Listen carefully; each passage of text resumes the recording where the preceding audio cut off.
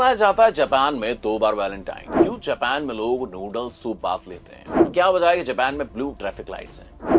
क्या आपने ये सब पहली बार सुना है? अगर आप बस इन बातों को सुनकर हैरान रह गए तो दोस्तों ये तो कुछ भी नहीं। आज की वीडियो में हम आपको जापान के बारे में कुछ ऐसी अजीब और गरीब बातें बताने वाले हैं जिनके बारे में सुनकर हमारी तरह आप भी हैरान रह जाएंगे। इसलिए वीडियो को लास्ट तक देखना बिल्कुल ना भूलें। और वीडियो शुरू होने से पहले अगर आप हमारे चैनल पर नए हैं, आपने अब तक हमारे चैनल को सब्सक्राइब नहीं किया तो चैनल को सब्सक्राइब करना, बेल आइकन दबाना बिल्कुल ना भूलें ताकि हमारे चैनल की कोई भी वीडियो आपसे मिस ना हो जाए। वैलेंटाइंस डे मनाया जाता है 2 दिन जापान में। जी हाँ दोस्तों, बिल्कुल सही सुना आपने। जापान में एक नहीं बल्कि 2 दिन मनाया जाता है वैलेंटाइंस। एक तो ओरिजिनल वैलेंटाइंस डे के कॉम्प्लीमेंट के रूप में जापान 1 महीने बाद यानी 14 मार्च को फिर से व्हाइट डे पर रोमांस सेलिब्रेट करता है। एक जनरल रूल के रूप में महिलाएं 14 फरवरी को चॉकलेट देंगी, जबकि पुरुष व्हाइट डे पर फेवर वापस करते हुए और भी बड़े जेस्चर के साथ उन्हें चॉकलेट देते हैं। आपके स्पेशल वन के अलावा गिरी चौको के नाम से जाने जाने वाली ट्रेडिशनल में को वर्कर्स और दोस्तों को अक्सर सस्ती चॉकलेट दी जाती है, जिसका लिटरली मतलब होता है obligation chocolate. Lavish love hotels. अगर आप कभी भी जापान में आर्ली प्राइसेस को डिस्प्ले करने वाला एक यूनिक या मिस्टीरियस सा होटल देखते हैं तो आप जापान का इनफेमस लव होटल्स में से एक का सामना कर चुके हैं। जापान में प्राइवेसी बहुत ही मुश्किल से मिलती है। अग्रेसिव माता पिता, गोफी पड़ोसी और छोटे अपार्टमेंट के साथ किसी को आपकी जगह पर लाना एक काफी परेशानी वाली बात हो सकती है। लव होटल इन इश्यूज को सॉल्व करते हैं।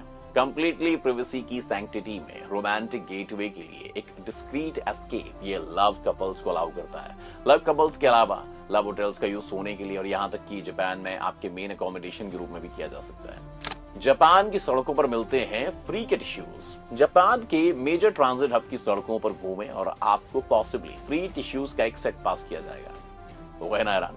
आमतौर पर कंपनी के लोगो और इंफॉर्मेशन को डिस्प्ले करते हुए एडवर्टाइजिंग के इस हॉस्पिटेबल फॉर्म का मतलब है कि आप जापान का दौरा करते टाइम शायद ही कभी टिश्यूज के लिए कहीं रुकेंगे। इससे कंपनी का एडवर्टीजमेंट भी हो जाता है और साथ ही में आपको फ्री में टिश्यूज भी मिल जाते हैं।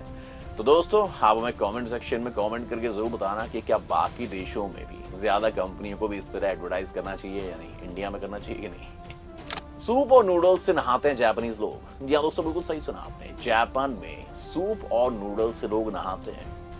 थोड़ा चौंका देने वाली बात नहीं, हम सब गर्म पानी ठंडे पानी से नहाते हैं या फिर हमने स्टीम बाथ का नाम सुना होगा, इतना ही बहुत हो गया हमारे लिए। लेकिन किसी ने कहाँ सोचा था कि एक दिन ऐसा भी आ जाएगा जब लोग नूडल्स से नहाएंगे। ये बात हमें जितना चौंका रही है दोस्तों, आपको बता दें जापान में उतनी नॉर्मल है। जापान के लोगों का नूडल्स और पॉर्क सूप के साथ नहाना एक आम सी बात है। एक्चुअली लोगों का मानना है ये करना उनकी स्किन के लिए काफी अच्छा साबित होता है। होता हुआ भैया, जापानीज पे तो विश्वास कर भी सकते हैं, स्किन मस्त होती है उनकी। आपको मिलेगी किसी भी ऑर्डर के साथ ओतोशी डिशेस फ्री। खाने से पहले ओतोशी डिश एसेंशियली एक मैंडेटरी प्री मील एपेटाइजर है जो एक टाइप के कवर चार्ज के साथ साथ सप्लीमेंटिंग एपेटाइट के कॉम्प्लीमेंट के रूप में काम करते हैं और मील्स के बीच के गैप को कम करते हैं। जैसा कि वो अक्सर प्री पैकेज्ड होते हैं और जाने के लिए तैयार होते हैं, आप वेटर को ओटीशी के साथ लगभग हमेशा इमीडिएटली बाहर आने की उम्मीद कर सकते हैं। कभी कभी तो ये आपके ऑर्डर देने से पहले आपको सर्व कर दिया जाता है। पॉपुलर ओटोशी में अफल स्ट्यू, एडामामे बीन्स, पोटैटो सैलेड और भी बहुत कुछ शामिल होता है। जापान में मिलते हैं किट कैट के अजीब अजीब फ्लेवर। किट कैट एक चॉकलेट बार है जिसमें वेफर कुकीज होती है जो स्वादिष्ट दूध चॉकलेट में लिपटी होती है। ये तो हम सभी अच्छे से जानते हैं, लेकिन हैरान कर देने वाली बात यह है कि जापान में जो फ्लेवर्स मिलते हैं वो तो अलग ही होते हैं। जैसे अमेरिका में स्ट्रॉबेरी, ग्रीन टी और डार्क चॉकलेट जैसे फ्लेवर मिलते हैं, अपने यहाँ भी चॉकलेट मिलता है।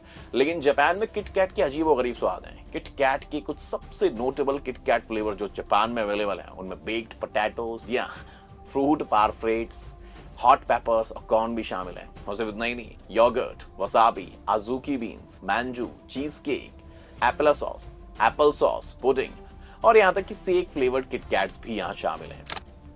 अगर जापान में आपकी ट्रेन लेट होती है तो आपको मिलता है सर्टिफिकेट। दोस्तों ये तो हमें पता ही है कि हमारे देश में ट्रेन का लेट होना कितनी आम बात है। अगर हम आंकड़ों की बात करें तो आपको बता दें कि भारत में ट्रेन एवरेज 53 मिनट लेट होती है। पाकिस्तान की बात करें तो यहाँ ट्रेन कम से कम 2 घंटा तो लेट होती है।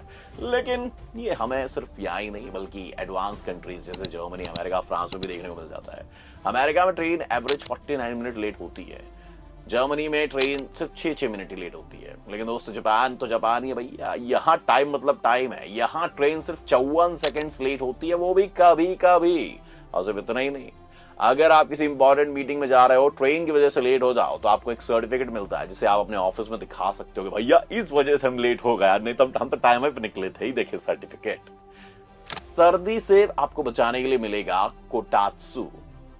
दोस्तों ये बात तो हम सभी जानते हैं कि जापानी घरों में मैसिव स्केल पर सेंट्रल हीटिंग सिस्टम्स और इंसुलेटिंग वॉल्स की कमी होती है। इसी बात पर ध्यान रखते हुए जापानी लोग सुपर कंफर्टेबल कोताक्सु के साथ इस ठंड से बचने के लिए तैयार रहते हैं। ये इलेक्ट्रिक हीटेड टेबल और ब्लैंकेट कॉम्बो जापानी ठंड से बचने के लिए कंफर्टेबल और एनर्जी एफिशिएंट तरीका प्रदान करता है। हालांकि ये बात भी सच है कि आपको इससे उठने में काफी परेशानियों का सामना करना पड़ सकता है। $1000 से भी ज्यादा के मिलते हैं यहाँ फल। 15,000 येन से ज्यादा की कीमत वाले जापान के आइकॉनिक स्क्वायर वाटरमेलन्स रोजमर्रा के खाने की चीजों पर तो आ ही नहीं सकते। और दोस्तों अगर आप इसके पीछे की कहानी सुन लेंगे तो और भी ज्यादा हैरान रह जाएंगे। एक्चुअली एक बार एक फार्मर का तरबूज बच गया था, तो वो फ्रिज में ज्यादा जगह गिर रहा था, इसलिए इन्होंने स्क्वायर वाटरमेलन बनाना शुरू कर दिया। और ये तो कुछ भी नहीं है, जापान के कुछ सबसे महंगे फलों में जेट ब्लैक डेंसुक वाटरमेलन शामिल है, जो इंडिया में कन्वर्ट करें तो 3,59,513 रुपए कीमत पर बिका है। साथ ही पिंग पोंग बॉल के आकार के रूबी रोमन ग्रेप जो हैं वो लगभग 22,123 रुपए से शुरू होते हैं। Japan automatic taxi doors. Japan में taxi driver remote control panel के जरिए अपने व्हीकल के दरवाजे ऑटोमेटिकली खोल और बंद कर सकते हैं, जिससे पूरी प्रोसेस को सभी के लिए आसान बनाने के लिए एडिशनल कस्टमर सर्विस दी जा सकती है।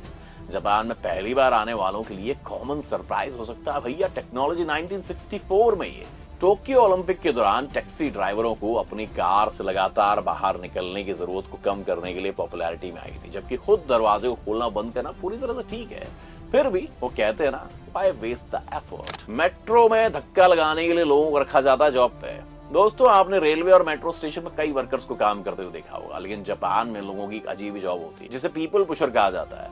दोस्तों इनका काम होता है मेट्रो में लोगों को ठूंसना। यह बिल्कुल सही सुना आपने, इनका काम होता है लोगों को मेट्रो के अंदर घुसाना, जिससे मेट्रो का एक एक कोना यूटिलाइज हो जा सके, हर चीज भर जाए। Blue traffic lights. जब ट्रैफिक लाइट्स की बात आती है तो ग्रीन का मतलब होता है जाओ, लाल का मतलब होता है रुक जाओ। जापान में नहीं होता। जापान में ऐसी बहुत सी चीजें हैं जो ड्राइविंग के लिए बहुत मुश्किल बना देती हैं आम लोगों को, मतलब हम बाहर से जो गए उनको, जैसे कि उनकी नैरो स्ट्रीट्स और बहुत सारा ट्रैफिक। लेकिन कुछ ऐसा है जो बहुत लोगों को नहीं पता है, जैसे कि उनकी ट्रैफिक लाइट नीली होती है हरे के बदले। ये वास्तव में इसलिए है क्योंकि जापानी भाषा में हमेशा हरा रंग का शब्द नहीं होता है। ये वास्तव में इसलिए दोस्तों बहुत इंटरेस्टिंग बात है ये सुनना, क्योंकि जापानीज भाषा में हरा रंग के लिए कोई शब्द ही नहीं है। उनके पास सिर्फ कुछ रंगों के लिए शब्द है, जैसे काला, लाल, सफेद, नीला, और वो दूसरे रंगों को डिस्क्राइब करने के लिए उनका यूज करेंगे, जिसके कारण जापान में कई चीजें हैं जिन्हें हम हरा मानेंगे उन्हें नीले सेब की तरह नीला कहा जाता है। यही कारण है कि उन्होंने अपनी ट्रैफिक लाइट के लिए हरे के बजाय नीले रंग को चुना। उनको लगा दुनिया हरा बोल रही है, हमारा नीला ही होगा।